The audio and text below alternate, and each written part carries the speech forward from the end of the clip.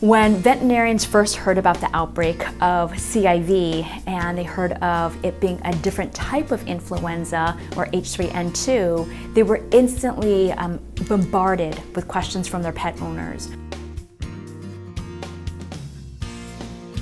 When people called us and needed information, we sent it to them or talked to them. We did everything we could. That was the whole background to the outbreak, was we were caring for the patients on one end and disseminating information and helping with others on the other. I teamed up with Merck Animal Health through the platform VetGirl, which is an online continuing education platform. So what we did was we created multiple online lunchtime webinars where veterinary technicians could literally watch an online video or an online webinar. They had the chance to interact and ask questions, and they could hear from immunologists, they could hear from criticalists on what signs to look for with CIV, what specific tests they needed to do in order to diagnose it, and how to treat their dogs or their patients for CIV.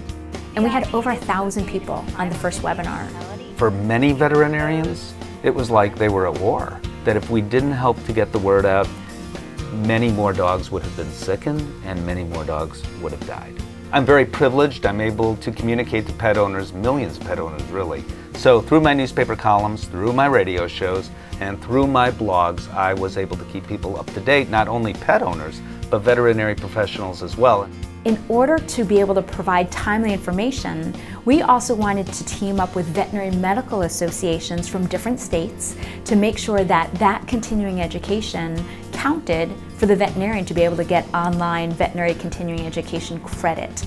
Since veterinarians were on the front line of answering all these pet owner questions, they could provide the right answers or the medically correct, most up-to-date scientific updates that we had. We did many e-blasts to our clients, and I basically would write emails on what I would find out real time, and we'd send out 2 to 3 times a week updating our clients on how long it sheds, what signs to be looking for, where you could be picking this up, all the kind of questions that we would get.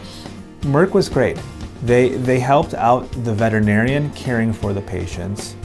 They helped out the owners caring for their pets, and they disseminated information and served to coordinate different parties to get the message out. During an outbreak, helping get accurate information out to the public is imperative.